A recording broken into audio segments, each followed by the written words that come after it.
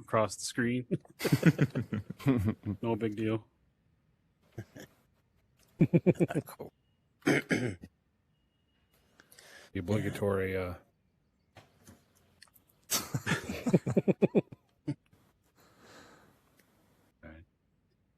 We should be all set. We want to get going. We'll do the intro and take it from there.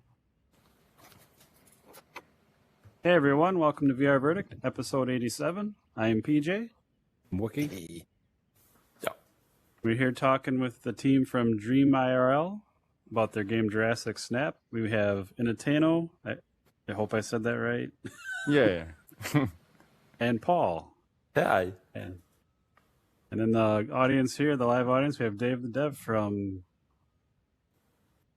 the something Barcelona. Penguin. Sorry. Defective Penguin Games. Defective yeah. Penguin. I couldn't think of the word. Sorry. Yeah. Creator of Warchasm. Nice to see you, man. Yeah, good to see you guys too. So, yeah. So we're here to talk about Jurassic Snap. You guys have a Kickstarter going. Today is Thursday, the 16th in our time zone. How many days do we have left for the Kickstarter? It's 1 week. 1 week. Yeah, only 1 week. So anyone listening, watching, we'll have the links in the show notes. Check out the Kickstarter. A lot of cool stuff. You join us live right now, you can see some life-size dinosaurs, but we'll take a video and all that fun stuff. So it's a really neat game. But so yeah, if you guys want to tell us a little bit about the game and what you guys are working on. Sure. Well- I will let Paul introduce the game.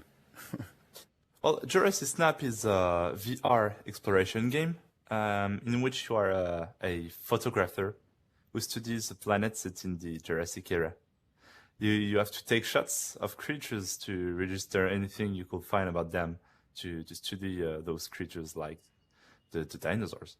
The goal is to study those creatures and seek their habits using your every tool you have, your baits, your repellents, to create interactions with them. And it's a cute game. It's not intended to be scary at all. It's a cheerful experience. Awesome. It is very cute. It's very adorable.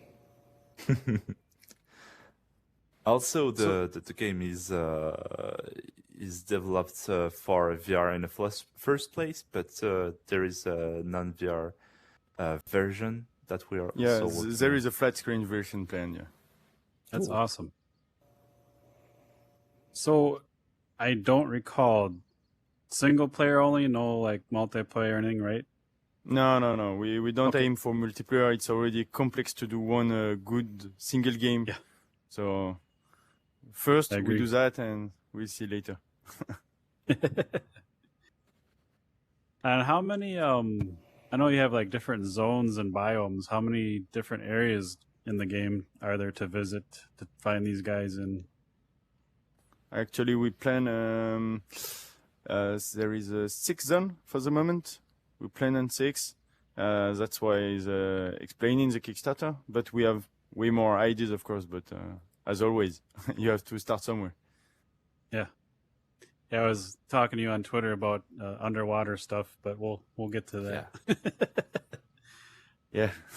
So I just have to ask, and you can tell me to shut up, but the name Jurassic Snap, the way the game plays, it's an obvious nod to Pokemon Snap. So is Yeah. that a direct influence, or Inspiration. Well, of course.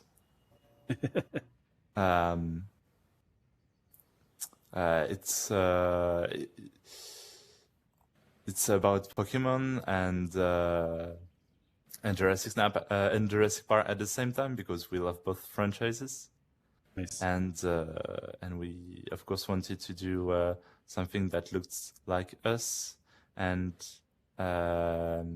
even if we describe ourselves as a Pokemon Snap in VR, we love the franchise Pokemon, of course, and we know the weaknesses the game has, and that's why we are not just doing the Pokemon Snap with dinos. We want to make our own game with differences, and hopefully this is going to be great, and we will make ourselves our own name.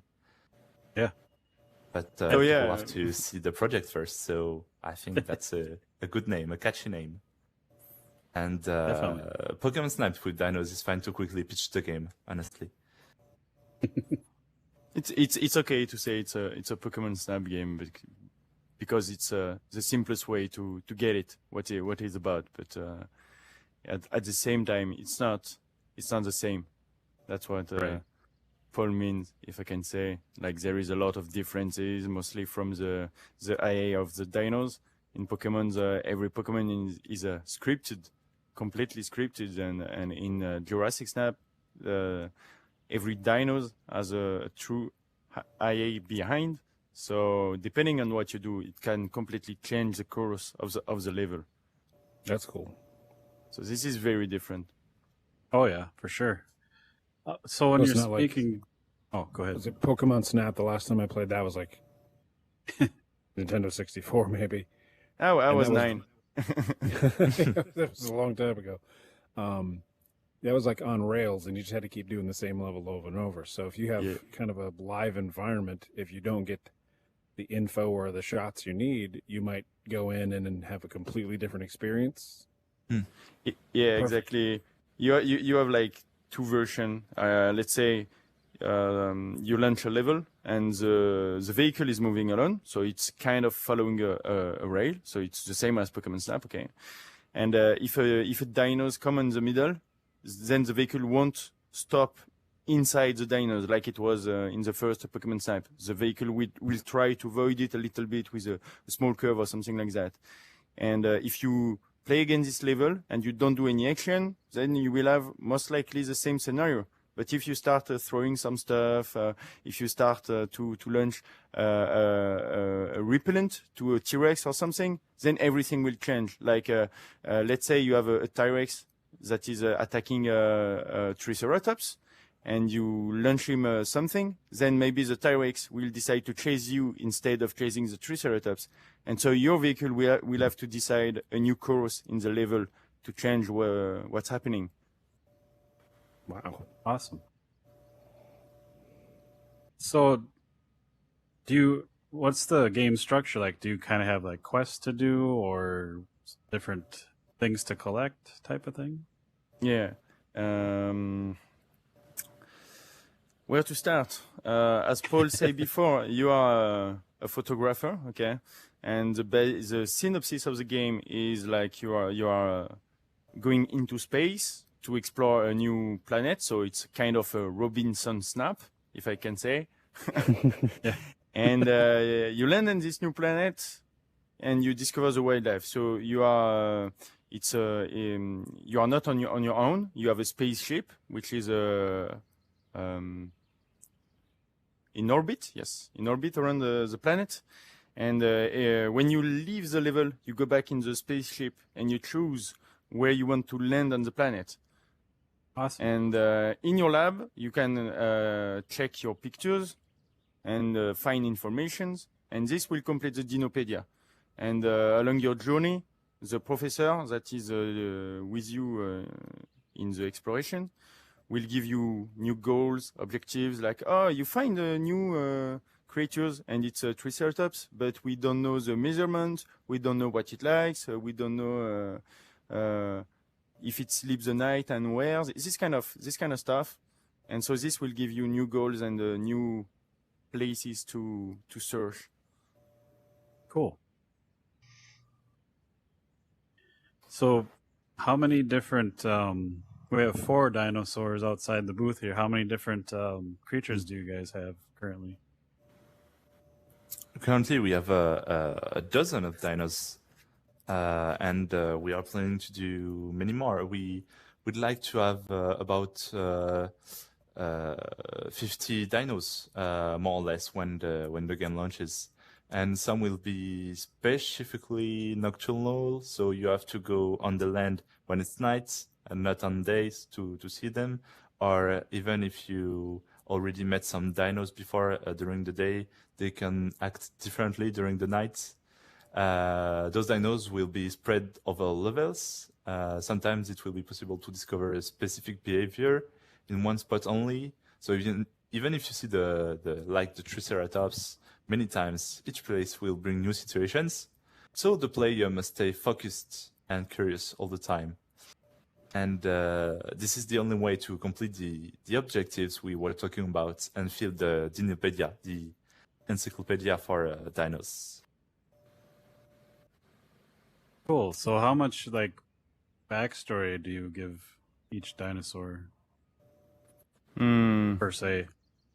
Yeah, it's not it's not an easy question. Some dinosaurs have a very a lot of information and a lot of animation. Like if we take the Velociraptor or the Triceratops. Well, if we take the mainstream dinosaurs, of course everyone will expect a lot of stuff about those specific dinosaurs.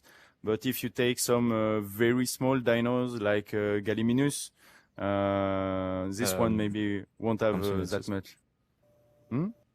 The Compsognathus, yeah, there will be a lot of them. So we'll see basically the same the same interactions, but every dino will have their not their backstory, but they will still be interesting, and they will be.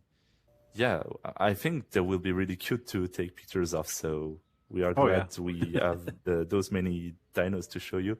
Also, even if you see 50 times the same dino, we have a configuration that make them change all the time, like the measurements. When you see two different Triceratops, there can be small ones or big ones. There can be babies and maybe even eggs.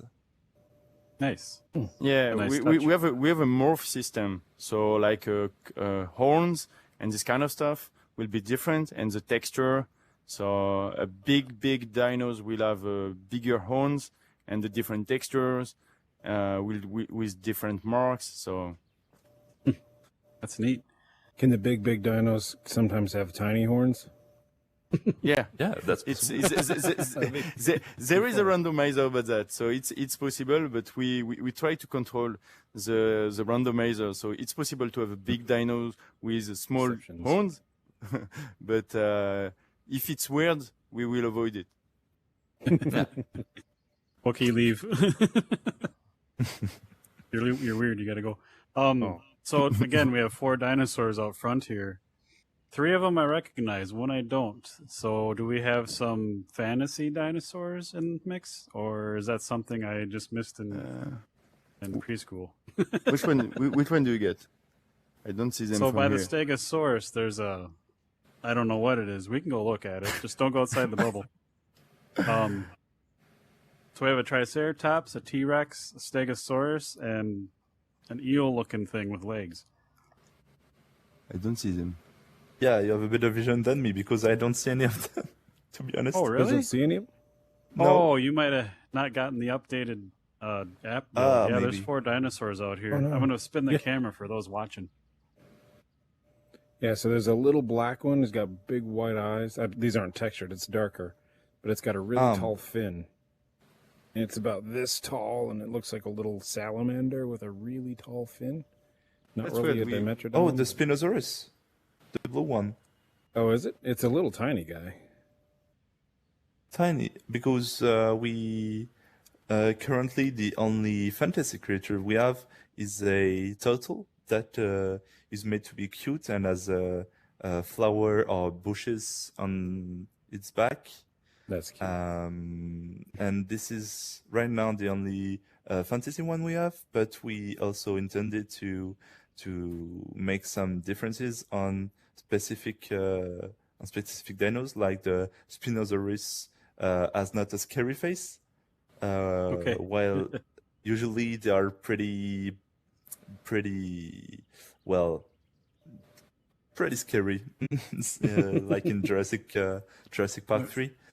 So yeah, some dinos can be a bit different, but mainly we will focus on real dinos. Okay. Yeah, we try to make them cartoon as possible, so sometimes you don't recognize them. I don't see them, but from what I understand, there is, I guess, the Spinosaur, which is maybe small, and this is because of scaling when we do the 3D model. So some dinosaurs have a very big scale, and we have to unscale them in the game, and some others have a very small scale, and we have to scale them up. But I think you have the Stegosaur and the Spinosaur, and I don't know for the others. Maybe it's the T-Rex. I'm not T-Rex sure. and a Triceratops. Yep. And Yeah. the Triceratops. Okay, so the last one you don't recognize is probably the Spinosaur.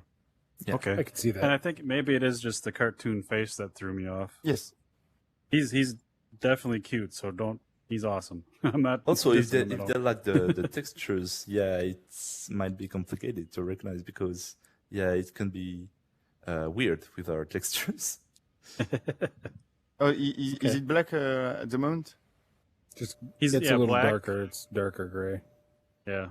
Okay, so there is no texture. It's just the colors on the models directly, but it's not the texture. The texture is blue for the skin and kind of white for not white, no, yellow for the how do you say Oh, sure. the Fins. Spine.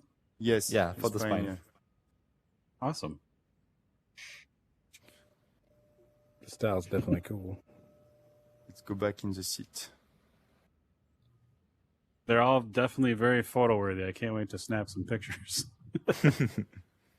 T-Rex has a nice grin on him. Yeah, if So- you watch the trailer, the T-Rex can be pretty scary, but he has a dumb face, so it's still funny. Yeah. if you encounter the T-Rex in the dark, actually, it's kind of can be scary a bit, like for if you give the game to kid of 13 or something. But even so, the T-Rex, as Paul said, has a dumb face kind of. So you will be half scared and half fun. So it's weird. It's a good mix. So we'll get back to the game in a minute. I'm just curious. I like to find out like your guys' backstory, like either as gamers or devs. Like, how'd you get into all this? What's your origin story? So Paul is not a developer. He's the community manager in the team, doing Awesome. some press stuff. Relation, yeah. Yeah. But yeah, I always played video game my entire life. We are both huge Pokemon addicts, like you can understand. But we are playing every kind of games. As I like monsters, I love Gears of War, Monster Hunter World, Ratchet and Clank.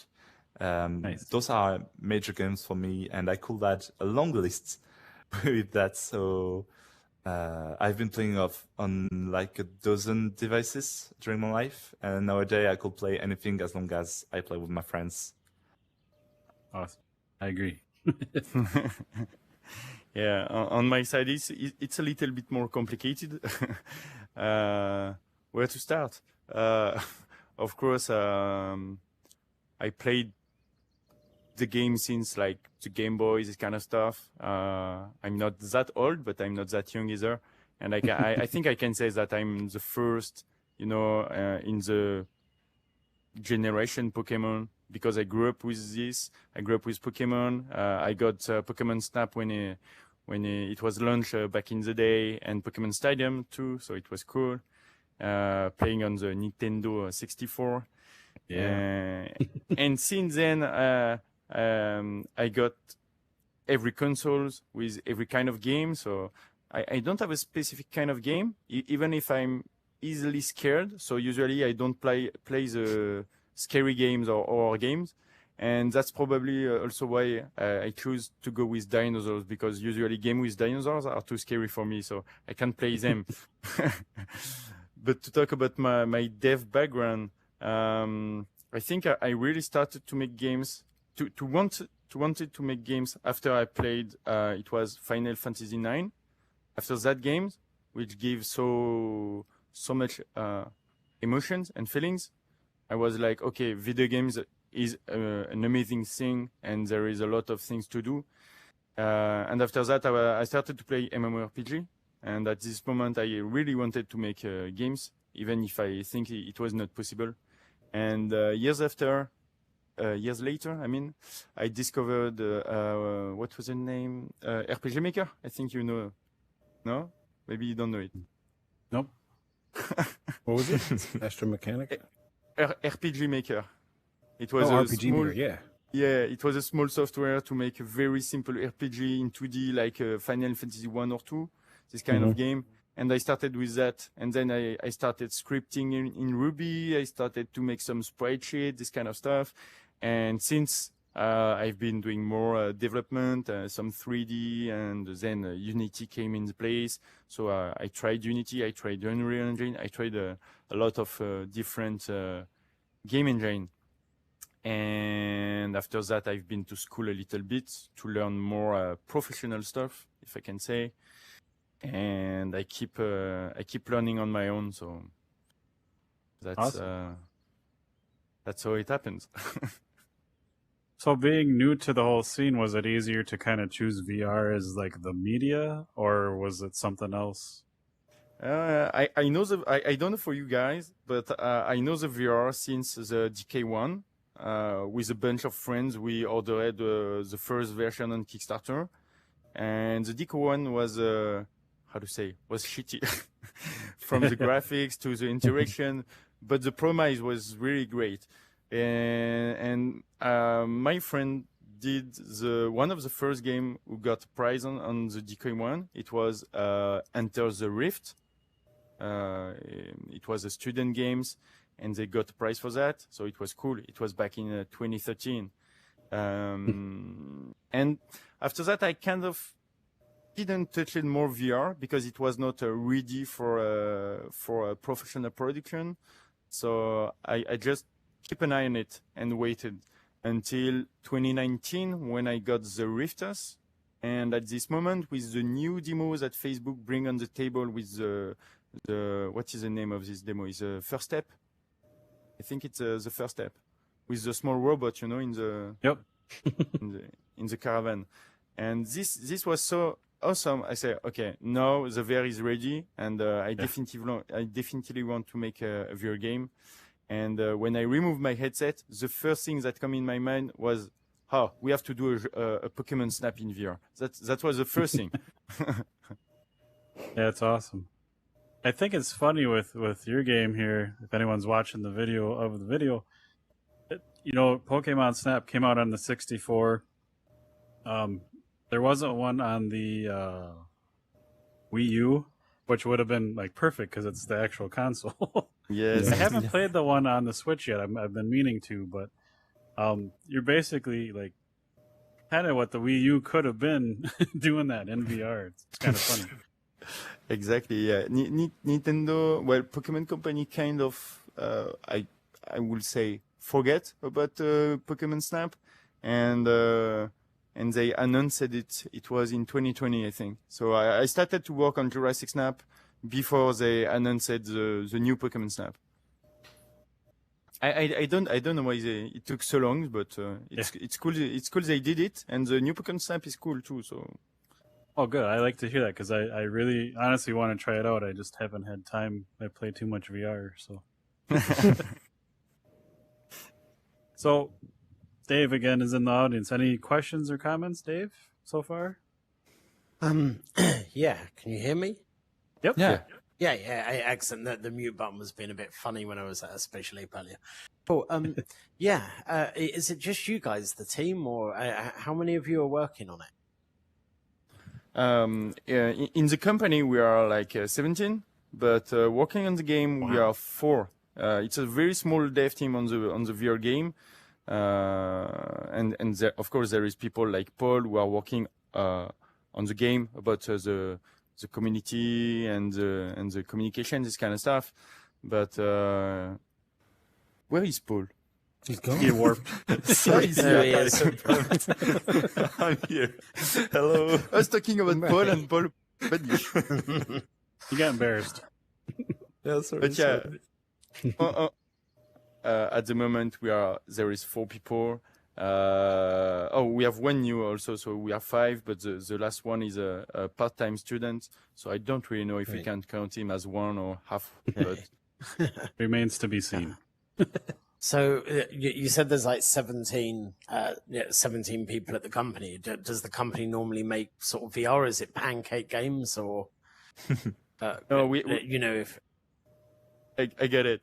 We have the team is split, and we have a 2D team. So we have 2D games aside the VR game, and we have the 3D team that is dedicated to VR game. So actually, there is like I think it's kind of 7 people working on the 2D games, and 5 people working on the VR game, and then there are 2 people for the communication, 1 people for the paperwork, and 1 or 2 others are doing some work for clients because we are a self-funded studio, so we have to do that also. Yeah, of course. Yeah. So is this your first VR title? Yes, It is. Yeah. You nervous about it? not really. No? All right. Yeah. And where's the goal? What are your sort of release goals? Is it sort of like Oculus Quest, PlayStation VR, or all It of is. the above? It's every headset, and that's the part that makes me nervous. That I me can nervous imagine.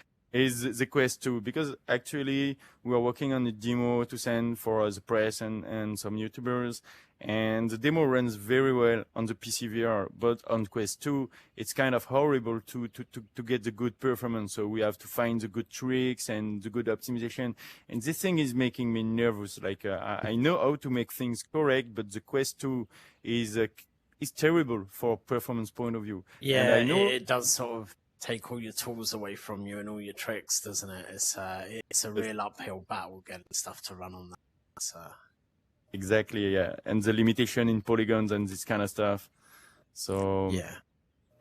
I know that once the version will run decently on the Quest 2, it will be easy to go on the PlayStation VR, and it will be even easier to go on the PSVR 2 on the PlayStation 5, which is not yet announced, but I guess it will be soon. Fingers crossed, eh? Yeah. You guys should we all want every first Friday of every month we have a dev roundtable. We have a bunch of devs here, and they all work on Quest and they share tips and tricks. And one of the guys is like an optimization god. So if you ever want to join that talk and ask some questions, like really good resource. Yeah. Sure. Just throwing that out there. But Yeah, he goes on and on about just optimization as far. I think he's meant polygon textures, lighting pipelines, all sorts of stuff. And the lighting in this game is gorgeous, which is first thing I thought of. Like, this might not be on the Quest, because that looks really fucking good. Yeah. Like, Quest games can look fantastic, but I'm like, that lighting is a little dynamic. No. Actually, we have a one dynamic light for that is only applied on the dinos, on what you see on the screen. Everything else is baked in the scene, but it's not as optimized as the version I'm working on actually. For the dynamic shadows, we are using fast shadow, which is making kind of baking a shadow, and then you can move the shadow around the ground. And it's not really a dynamic shadow, but kind of. Cool. Now my brain's I trying don't to know pick for. out. Oh, sorry. Sorry. Go on. I was just saying. Now my brain's trying to pick out the shadows moving on the bushes. I'm like, how is that baked in? It looks too good. Yeah, That's all. this one is dynamic. Huh. Personally, I didn't know what you were saying at first because I don't see our trailer at all on the screen. So yeah, you guys didn't. Not on the newest version, so your game from the Kickstarter video is playing on this big screen. I'm so sorry. So yeah, it starts from like you're looking at a sleeping Triceratops to one that's eating, and then look up and there's a T-Rex screaming on a nice. cliff. So sorry. That's why we're all looking up here. You're probably wondering, like, what are they looking at? The shock. Well, I'm looking at a shooting game right now, so yeah. Yeah. Oh, shock no. troopers. It's all your stuff right now and in the video and stuff. So Yeah, Sorry they about update their app every week. Sorry. But we downloaded the APK just before, but no problem. We see some Jurassic Snap Yeah. picture of Yeah. we have 4 pictures. I saw what you guys are seeing earlier. They did another build for us to get some more of your stuff in. Maybe that's Sorry, why. but it's probably confusing for you guys. Yeah. No problem. It's okay as long as you guys see what we made. We kind of know what we made so far, so that's cool. As long as we're on the same page, and then the people watching the stream could, so they're not seeing like a completely different game. Like dinos. So, with your Kickstarter, what's kind of like your roadmap or your goals, or what's your hopes and dreams for that? Well, the Kickstarter is not going well, so for now we think it will fail. Like there is a 99% of chance it failed, and we kind of know why. Probably because the objective was too low, and the roadmap was too long, and the platform was not clear. So it's part of the. We are new in the VR, so we don't really know the expectation of everyone, like on the PSVR players and Oculus players who want the App Lab version, this kind of stuff. So we, at the moment, we think that we will do another Kickstarter later that will help the funding of the game and being more clear about the funding. Because some people said, 30k euro is very small for a game like that, and indeed it's not a big amount, but this is because we are self-funded, so we already have some money on the table to make the game. But we didn't explain that in the Kickstarter, and maybe it will make some difference. And also, as Paul said earlier, the game is planned to be on a flat screen too. And some players were coming on the page, say, "Oh, that looks nice," and they launch the trailer and they see only VR and say, "It's only a VR game; it's not a flat screen." Yeah. So there is this kind of stuff, and it's our first Kickstarter. So hopefully the next one will be better. Yeah, it's really hard to like get all your information to the right people that need to see what version and all that, and so I'm always curious, and if you don't have to answer this, but if the Kickstarter fails, like how does that affect like your mood and and your stuff like that too? The mood is always very low when you launch a product or a game or a Kickstarter and no one is coming on. But after years of making games, at least for me, for Paul is pretty new to the game development, so he's the one who probably had the higher expectation on the Kickstarter. But since I'm making games for like 15 years, I'm used to making games, put it online, say to people, "Oh, look, I make a games," and no one cares. So yeah, it's a basic process of making things, I will say. Yeah. If you're not Blizzard or Nintendo.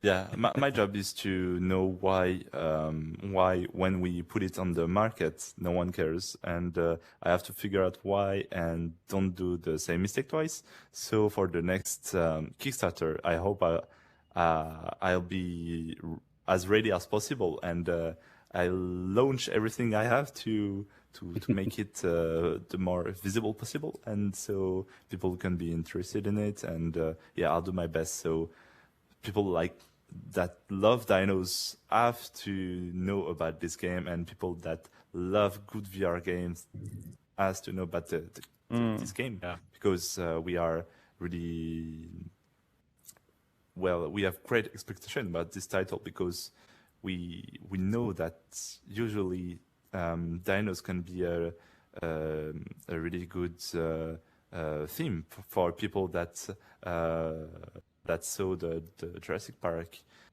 movies, because it's like something from their childhoods, and same thing for Jurassic Pokemon Snap, something from their childhood. So they I think that's because they don't know the game is coming to the Kickstarter.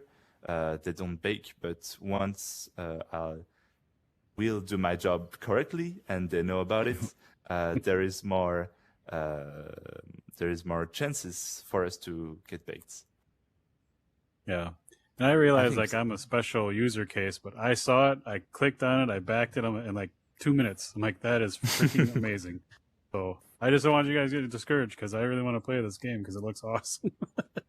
Actually, most of people who bake on the Kickstarter did kind of the same as you, but we have some people who came in private message and asked some question about like about the funding or about which platform the game will be playable on, this kind of stuff. And so some people didn't bake at first. They came in private message, and after talking, they decided to bake.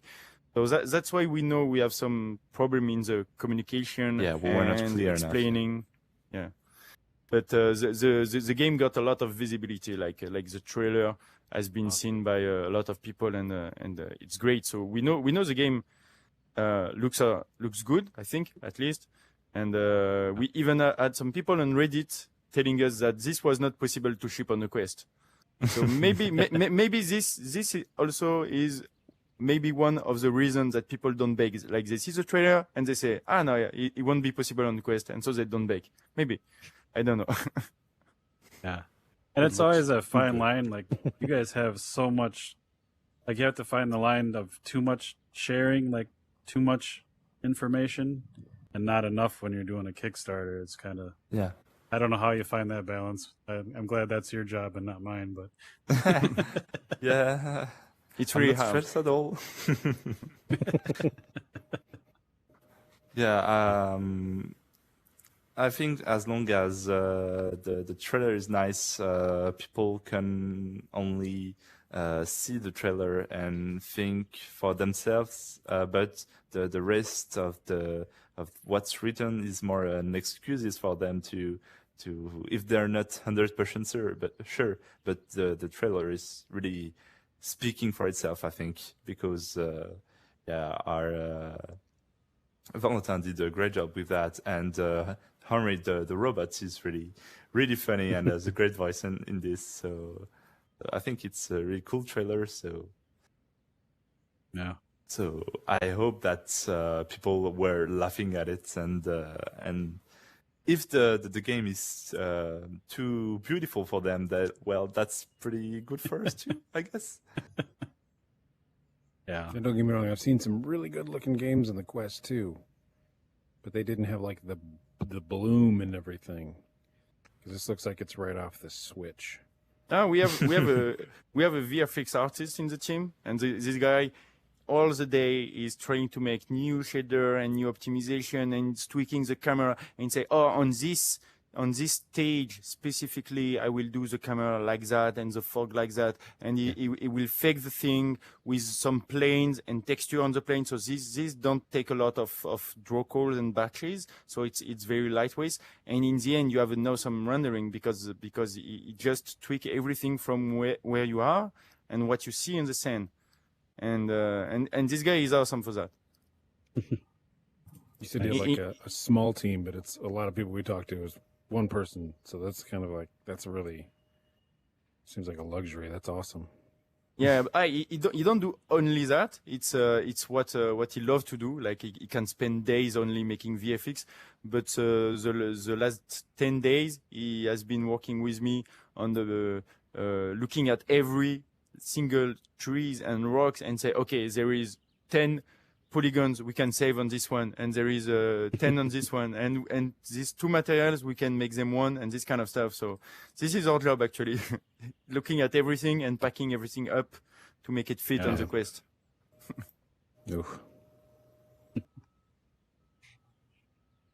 Everyone in the team is able to do a lot of things. Like we are 4 on Jurassic Snap, and there is 2 guys. So me and Mika, and also the students. So we are 3 on the technical team, and then we have two guys on the art team. 2.5, yes. Sorry. 2.5, yeah. 2.5.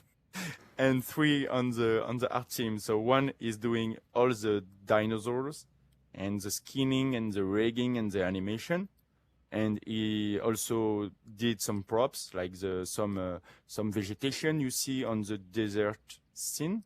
I think it's at the beginning of the trailer. I don't know which part is of the trailer at the moment. It's lush in this one, so it's probably not the desert. and the second artist is doing all the VFX stuff, and is also doing some props, some vegetation, some texture, shaders, and materials. So yeah, very small team, but a lot of hats for everyone. Yeah, that's sounds about right, Dave? Yeah, you're right about having sort of like 4, 5, 6 people working on a project. That is an absolute luxury. It's, yeah, that's it sounds like a dream. You're very lucky. honestly, it's not enough. If we actually at the moment we are looking for external fundings for the game. So just to talk about the funding, in France we have a public funding stuff, and we are still waiting answers about that. It's a politician, so so it can take 1 year to get an answer. But we were supposed to have the answer since a few months, and we will have the answers by the end of the year. And we are also talking with some publishers who have been very interested by the trailer. So both of these options are on the table actually, and will probably change how the game will be funded. And that's why we are talking about a second Kickstarter that will be very different. And if we get one of those 2 fundings, or even if we get the 2 fundings, we will be able to hire 2 more people in the art team. So we will have two people dedicated on making dinosaurs and animation, and 1 people dedicated on making the environment. So this will be a luxury, as you say, because at this moment we will be enough. Actually, we have even if we are 4 or 4.5, there is still a ton of work to do on this game. Do you guys have like a release window in mind, or are you just not even thinking about that yet? We have to think about the Kickstarter has put on the table what was wrong with our roadmap. People don't want to bake and wait 2 years. Specifically, people who are playing on PSVR, because maybe the PSVR 2 will be there. So they're not sure about that. And from what we've seen on Kickstarter, most of the games are planning on a 1 year roadmap. So we completely reworked the roadmap with the fact that maybe we will have a complete funding for the game. And if this happens, we are able to finish the game by the end of 2022. So it will be 1 year instead of 2 years. The initial 2 years roadmap was with the current team and the fact that we have to be self-funding at the same time. So if we have no funding, the game will take more or less 2 years with maybe less dinosaurs. And if we have the fundings, the game will take 1 year with a complete team. And we will have something like 50 dinosaurs, as Paul said before, and every animation that are required for each dinosaur. Nice. Now, see, I thought the secret to Kickstarter was charge like $3,000 for in-game assets and then just never launch the game. Yeah. Star Citizen does. I'm still waiting for that one. Back in 2014. Like, it's not this happens a lot on Kickstarter about games that even games that got a lot of fundings, like a few $100K, or if even games who launch on early access on Steam and they got thousands and thousands of sellings, and the developers vanish from them from the industry and don't give any news. I have one game in mind about that. There is a Cuban World. I don't know if you know this game. Cuban World. No. Nope. And the guy started to work on that. It was in 2014, I think, 2013 maybe. It's kind of Minecraft-looking game, but not exactly the same. And the game launched on early access, so it was kind of same as Minecraft. And the guy sold thousands and thousands of units, and then it disappeared. And since, nothing about this. But with this funding, the guy could have hired a team of 10 or 20 people. He was alone. It was a one-man game. So he could have hired a team of that and still have extra money for him. So I don't know why. But some people do that, and it's also one of the reasons that people doesn't fund game on Kickstarter. Even if they think the game is cool, they say, okay, the game looks cool, but there is this problem or this problem, and then they don't trust at 100% the team behind, and so they don't. It's not just whether or not it looks good. Yeah, they have to. Everyone has to vet it themselves, which is kind of hard to do. Because I've been burned like 3 or 4 times now, and it's like, oh, I'll still back a good project when I see it. Yeah. But it's kind of like I'm writing that $20 to $40 or whatever off. I'm like, that's not coming back. If it doesn't happen, it doesn't happen. But yeah, I know the feeling. I do the same. So, and I'm not knocking Kickstarter or the people who are on it. It's just tough. But like, I can't think people are going to look at the video up here and be like, they're not going to finish that. I mean, it's like, that's. I know you guys aren't looking at the same video. I keep looking up there. I'm like, that's pretty close. Like that. That's not vaporware, so that's pretty good. You see some people that have really unfinished demos and stuff up there. Like, here's my idea. And here's a done game. That's pretty fantastic. Oh, well, the game is not done, but thanks. From the video, though, I mean, it's like that would fool me into thinking that game's like 90% done. Like, holy cow.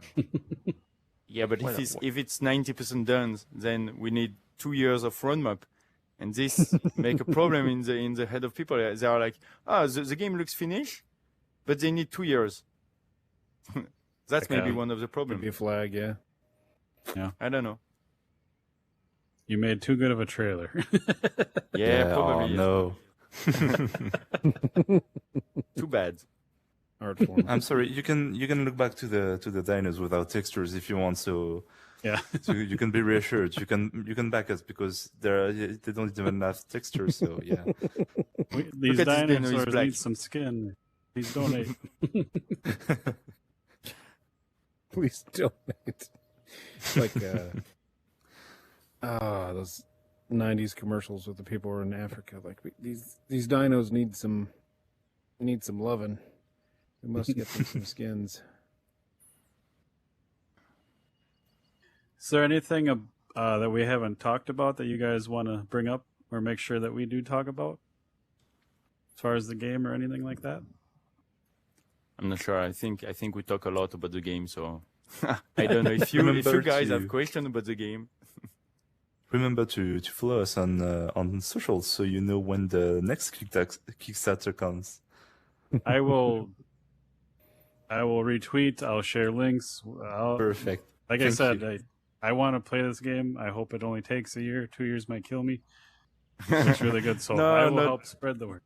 Not 2 years. Nice. Honestly, if you look at the roadmap, we wanted to go on early access. If we are self-funded, we were planning to go on early access by like maybe the middle/end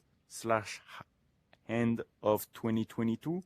This is the worst case scenario. And for the early access, we were planning on January or February.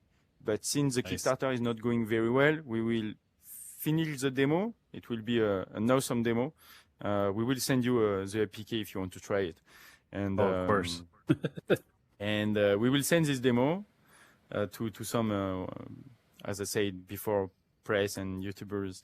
And after this demo, we will do a new Kickstarter. And after this Kickstarter, if it's a success, everyone who baked on the Kickstarter will have access to the demo.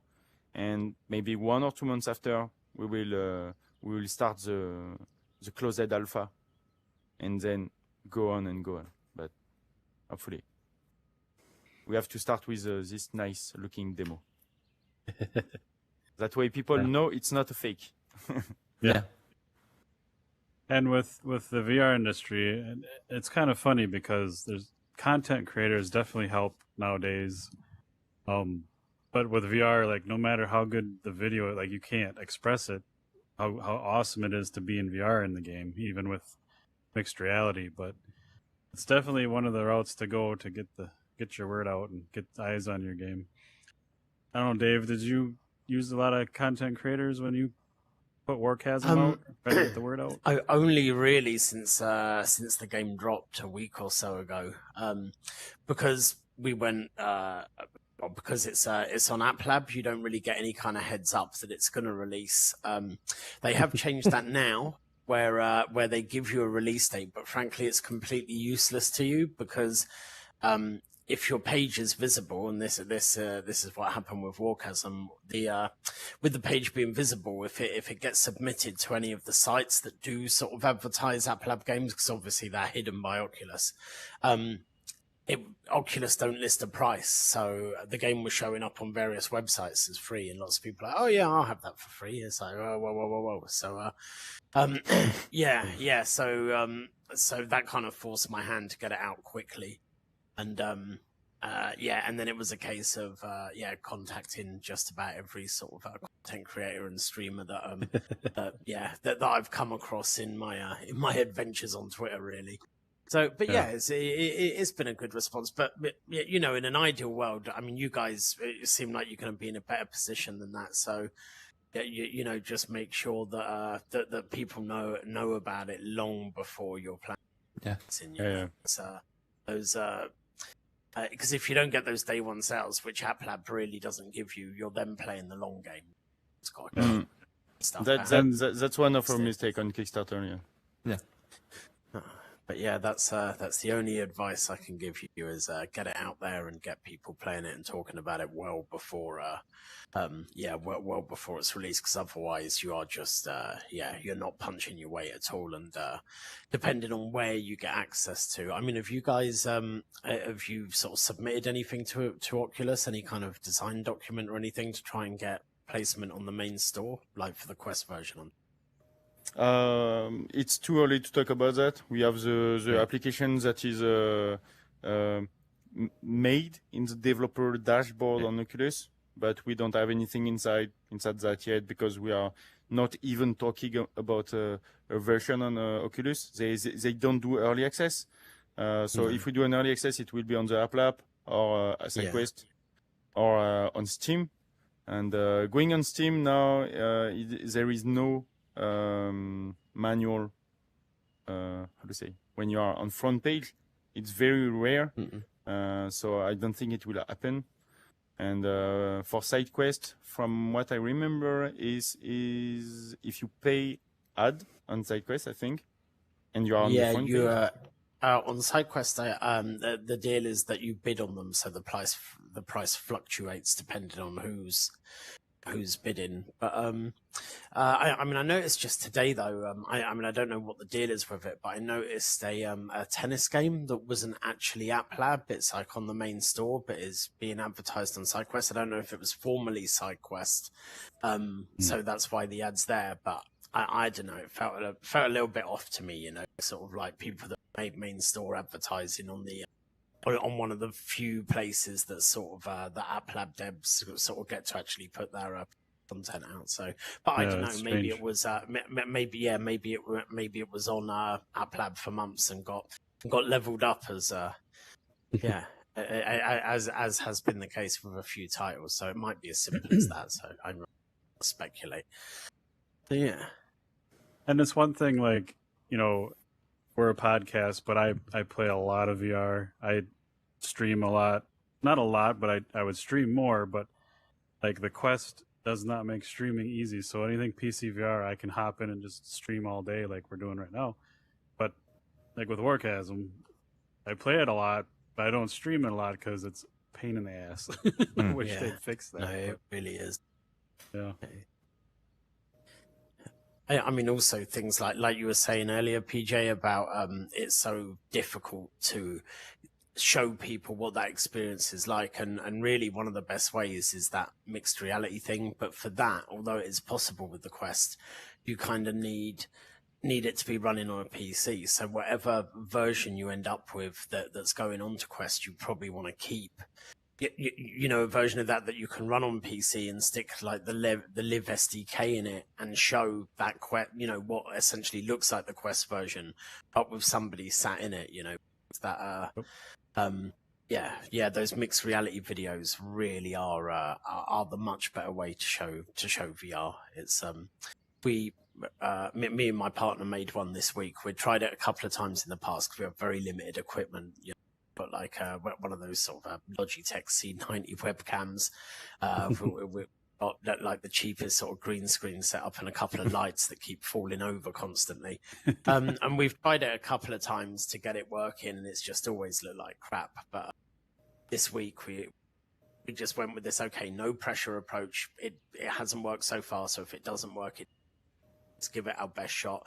And we spent a whole day on it, and literally about 6 or 7 hours of the day was spent just working with the lights, getting a good key and all of that. And eventually, once it was sort of ready to go, we did sort of 4 levels each. And yeah, we got about an hour's worth of really good mixed reality footage, and we stuck one of them up. My partner just joined Twitter. She's very late this week. And she posted one of them as her first video. I retweeted it, and we had loads of responses. Yeah, and it was the first time. I mean, Warcasm, I'm proud of it. I think it's a fun game, but it was the first time people were literally like, because we didn't say what the game was, so people were literally asking like, "What is this? What are you playing?" Oh God, it's been out ages. Go and buy it. Yeah. So, yeah, it's I can't recommend that enough. In order to show people, that side of VR, it's got to be mixed reality. Nothing else really works. It just doesn't. At least it didn't for me. Yeah. Have we lost PJ? Something I'm I here. said. I see his hand still here. Right. Only the head disappear. Oh no! Where'd you hide it? I think I've just done the falling through the floor thing, I think which we have to happens shoot him. every now and again. Yeah, Where is he? the thing that amazes me about a lot of this, especially like solo devs, is just the marketing thing. You could have the best game ever, and if nobody knows it's out there, then I guess you're playing it by yourself. So Yeah. it's a bunch of magic tricks, I think. Yeah, and a hell of a lot of luck, He's here. really. Yeah. Sorry. Hi. Sorry. Oh, Well, to finish up, guys, like, I love what I see. I love your roadmap. I'm all in for all of it. I hope it goes well for you, and I hope you keep plugging away at it.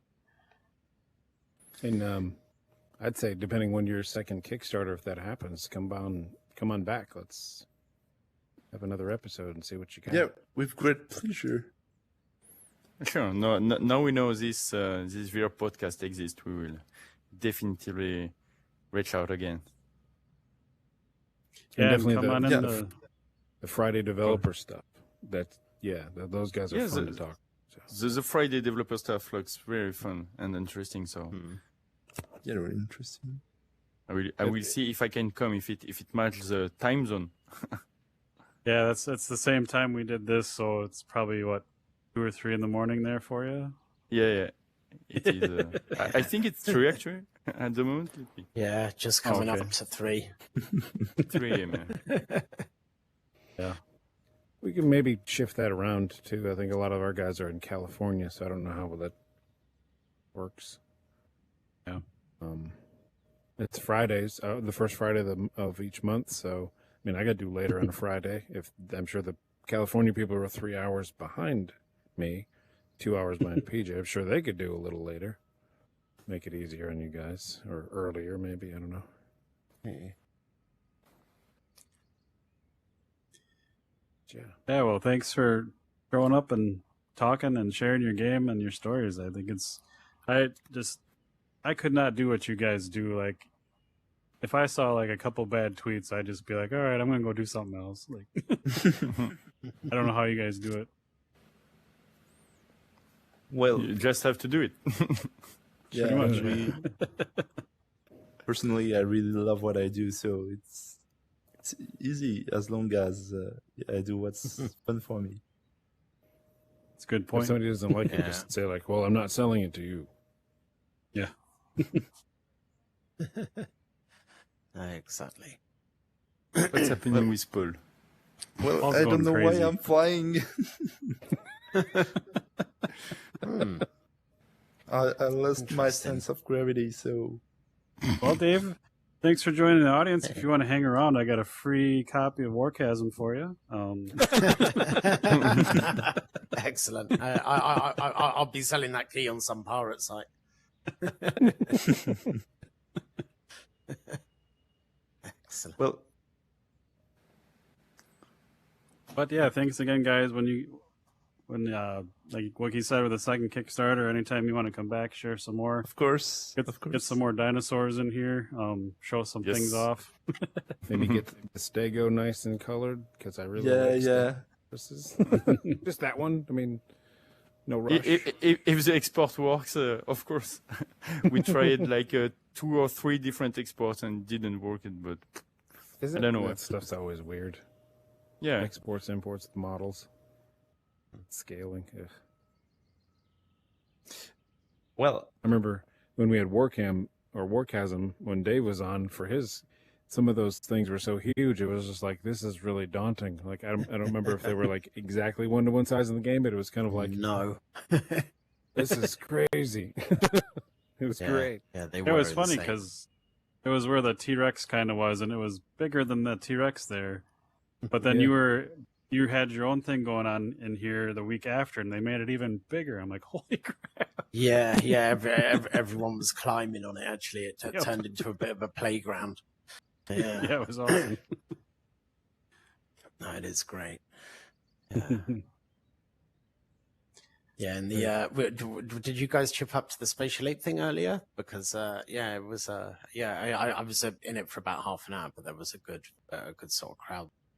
I caught the last half hour, and yeah, you guys feel free to pop in any Thursday if you can. There's all kinds of awesome VR enthusiasts and devs, and like the first time I came in here when we had our booth up, the show had just ended, and I felt bad because we all ended up in here talking about other things instead of like out there on the floor talking about their game. But it was fun. It was a really good conversation.